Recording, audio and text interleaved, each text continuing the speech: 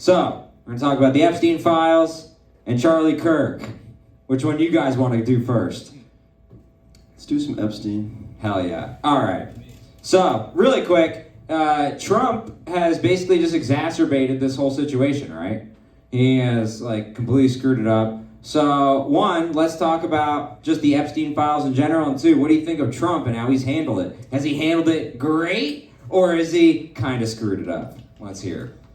I think he's done a good job. I think he could, he's just trying, he likes the mystery. He likes to kind of keep you guessing a little bit. Oh, he's guessing with this. Yeah, he's throwing everything up against the wall. I agree. Yeah, so, I don't know. If I was him, what I would probably do is just release the whole things and just tell people hey, I thought she was 17, or I thought she was 18. But the legal counsel of Sean Linnebaugh. I love it, actually. That's very smart. Very good. Again, I'm in the wrong religion for law as well, so. No, I need an agent. You can be my agent, okay? If you just anybody. No, I'm just kidding. You're doing, I think that's a good point. Why doesn't he unredact the files? Rudy, what do you think about that?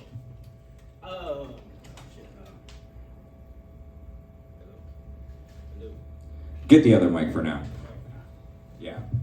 Why doesn't he repeat the question one more time? I was silencing my sidekick. I'm sorry. He was bothering me with the unsupportive comments. It disgusted me. Sorry. So, why do you think Trump isn't unredacting the files? Because the conservatives, they love to say, well, if there was anything on Trump, the Biden administration would release it.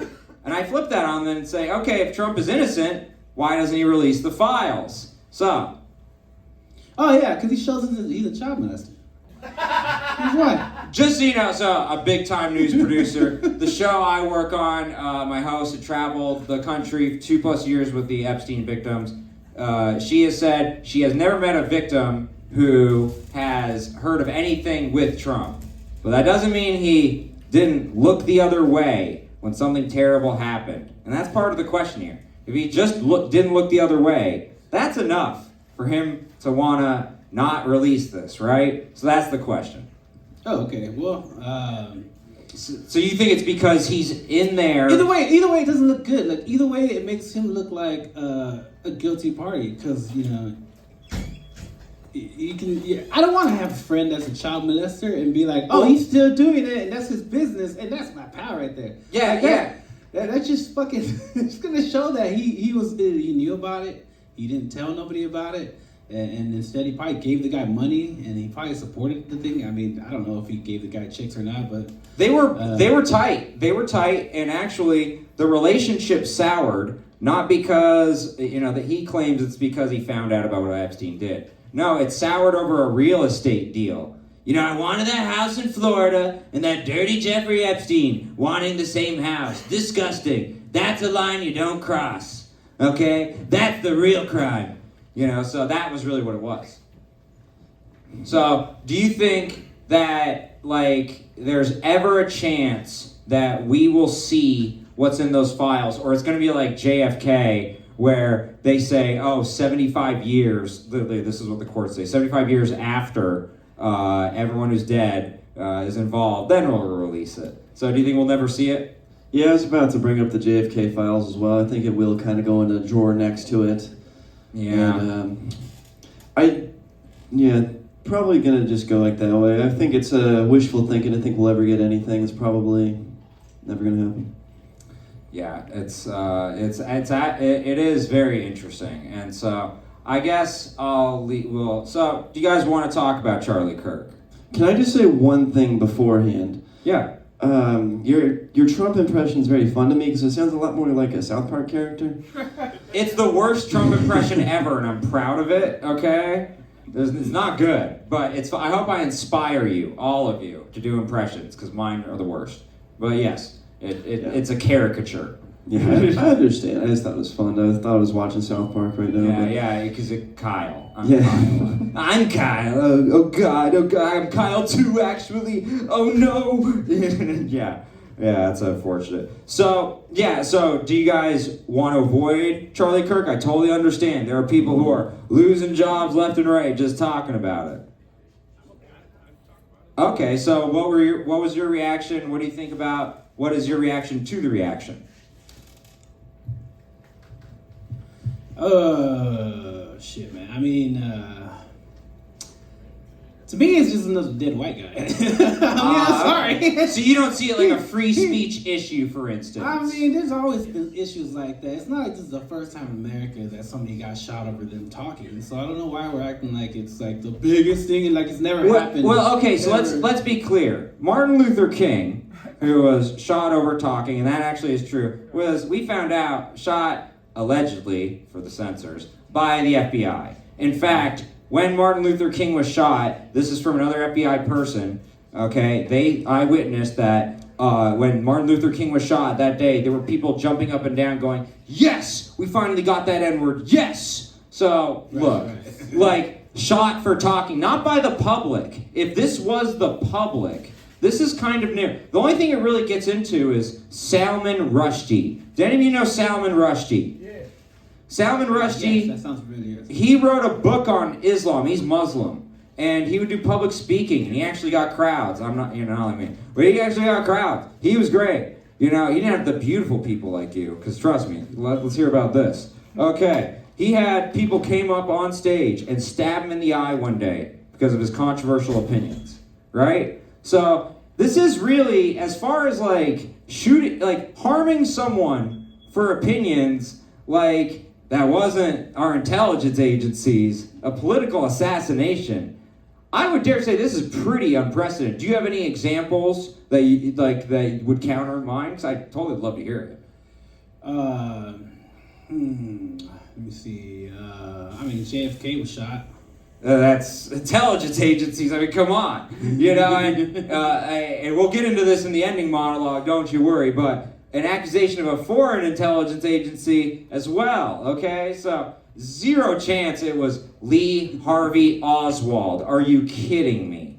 Anyway, so, I'm going to go through this in the ending monologue, but JFK, RFK, MLK, Medgar Evers, and Malcolm X, all lone gunman situation, and we found out later, 3-letter agencies, right? So, there really isn't. Yeah, so you don't see this as like a free. You're not scared as like someone who talks on stage. Like, look, I'm not saying he's funny. Like, calm down. Yeah. I'm saying like he talked to people like left, right, and center. It's very related to what we do. You aren't worried that like you're killing it. You're on a college tour. You got a big crowd in front of you. You aren't worried about this. Like, oh, you said the wrong thing. You're wiping shit out of the vagina joke. It really pissed me off. A bang. You aren't worried about that. I gotta be honest. I am for the ramifications. I don't think I'm worried about that at all. Oh, okay. No, I don't think it scares me at all. I don't know if because of how I grew up or whatever, but like I guess Biden's has always been a part of my life. So I don't know. It's just I don't feel like. Anybody really want to take me out for the retarded words I say? But I mean, let's take this step. Let's do like a logical game here, right? Like take someone on the left, Hassan Piker, just as equally objectionable, controversial. Would I want any one of the J6ers to shoot him? Hell no, right? I would be really upset. So you aren't like concerned about the precedent this is setting, right? Of like, and I'm not remove left or right. I'm just talking about dude got shot over words, right? People got upset over his words. He did not commit a crime. Even Luigi Mangione, let's think about it. Even Luigi Mangione, it's an indirect crime of harming people, but it's still like somewhat, you kind of understand it's somewhat direct. This is completely indirect. He's talking. This isn't Hitler with war crimes. This isn't a burglar or rapist doing direct, crime, and people understand killing them. This is a guy talking. You aren't worried? In that point, I mean, Hitler was talking at one point too, just talking. So, well, I mean, no, I'm not worried, man. The just talking wasn't the issue. I'm not worried. Wish he would have painted, by the way. Got great paintings. Oh, man, I mean, I gotta be honest, like... Really good painter. We really screwed that up. Whoever didn't let him into art school, you blew it for everybody. Anyways. Yeah. Oh, my bad. Yeah. No, I'm not really that worried about it. I just don't think. I think it's just a time that'll pass, and nothing really changed. I mean, I got bigger things to be worried about. Like, I get deported because I'm brown. So like, come on. Hey. You really think I'm like, oh no, white guy dead? Trump, please do not deport Rudy. I know you watch. Please, we love him. He did great on the show. We're trying to book him for future shows. Please don't deport him unless he says anything bad about me online. Okay? Then get right to it. Alligator Alcatraz for you. Okay? Yeah, no. Please don't. Again, we're trying to protect everybody. I want him to be able to talk shit, be able to make his Jew jokes against me. I would be sad if anyone harmed you. For real, bro. Right? Yeah. So, but you know what I'm saying? Like, I think I'm a little more scared about the president. There's a powder keg. Like, you aren't worried about the J6ers coming and like storming your shit stage and like harming you in response. It's emotional time right now. No. Okay, you're just I have kids that I worry about, and I gotta make sure that they stay alive every day. I guess I just have bigger things to worry about at the moment. Okay, so you're not worried about J6ers coming after your kids or anything. No. So there is a thing in the news that, then I'll get to you, Sean, but there's a thing in the news that they're going to attack the HBCUs, right? What do you think? Like, J6 are going to attack HBCUs. Like, what do you think about that? Well, so I do think that, like, obviously, to kind of go off the freedom of speech, that, like, obviously that's always a horrible thing, and, like, to try to, like, rather than shutting it down with, like, laws and stuff, you do assassinations, and that can be every bit as bad as, like, the cancel culture of the last few years and everything.